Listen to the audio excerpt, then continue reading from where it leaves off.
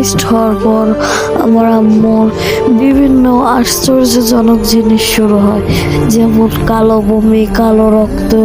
আমার আম্মু যে জিনিসে ধরতো না কালো, সেটার ভিতরে কালো হয়ে যেত। মনে হচ্ছে যেন নিশিভূত সবাইকে একেবারে ধ্বংস করে দেবে, মানব জাতিকে নিশিভূত কোনোভাবেই ছাড়বে না। নিশিরাতে মৃত্যু হওয়া সেই মহিলার বাসায় যে আমি দেখি খুবই আশ্চর্যজনক জিনিসপত্র, বাচ্চার খেলনা দিয়ে বাসা ভরে ফেলছে। পরে আমি দেখি এক গামলা ডিম আছে, ওই ডিমগুলোর মধ্যে একটা ফাটিয়ে দেখি, ও মা, এগুলো তো কালো ডিম।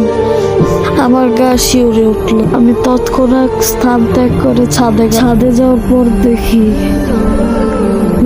দুই জোড়া কাটা পা নূপুর পরা অবস্থায় নাচছে।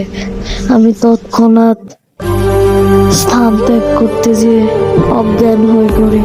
পরের দিন আমার আম্মু আমাকে সেই জায়গা থেকে আমাকে উদ্ধার করে। তারপর থেকে আজ পর্যন্ত আমি ওখানে যাইনি।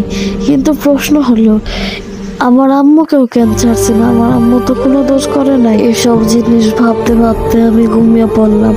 পরদিন সকালে উঠে দেখি ওই বিল্ডিংটা ধ্বংস হয়ে গেছে। আব্বুকে বললাম কিভাবে ধ্বংস হলো, বলল যে একটি তখনই আমি বুঝতে পারলাম যে এটা নিশিভূত ছাড়ার কারোর কাজ না। তখনই আমি ওই বাসাতে আবার গেলাম, সব বাড়ি ধ্বংস করে দিছে, একেবারে সব রুম সহ। এরপর থেকে আমার আম্মু যে জিনিসই ধরতো সেটার ভিতরে বা বাইরে কালো হয়ে যেত। যেমন লেবু যদি ধরতো তাহলে ভিতরে কালো হয়ে যেত, ডিম ধরলে ভিতরে কালো হয়ে যেত, আরো কত কি। এরপর আমরা শেষমেশ একটি ভালো কবিরাজ ডাকলাম। কবিরাজটি অনেক মন্ত্র বললো, তারপর ওই জিনটিকে আমার আম্মুর শরীরে প্রবেশ করালো। তখনই কবিরাজ বলতে শুরু করলো, তুই একে কেন মারছিস? অত তোর কিছু করে নাই, যে তোরে অবস্থা করেছে তাকে শেষ কর তুই।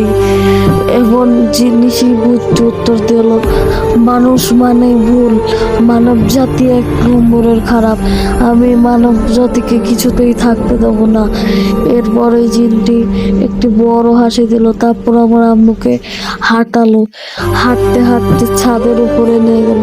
তখন সবাই বুঝলো যে আমার আম্মুকে জিনটা মেরে ফেলবে। তখন আমরা সবাই চেষ্টা করলাম কিন্তু পারলাম না। কিন্তু তারপরে কবিরাজটি একটি মন্ত্র পড়া পানি নিয়ে আমার আম্মুর গায়ে ছিটিয়ে দিল। তারপরে সব স্বাভাবিক হলো।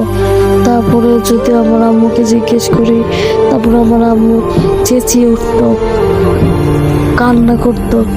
ওই রাতের কথা ভাবলেও আমার আম্মু এবং আমার পরিবারের ভয় হয়। সো তোমাদের এই ভিডিওটা কেমন লাগলো? আশা করি ঠিক হয়েছে। আর আমার ঠান্ডা লেগেছে, ভয়েসটা একটু এরকম রাখতে পারে।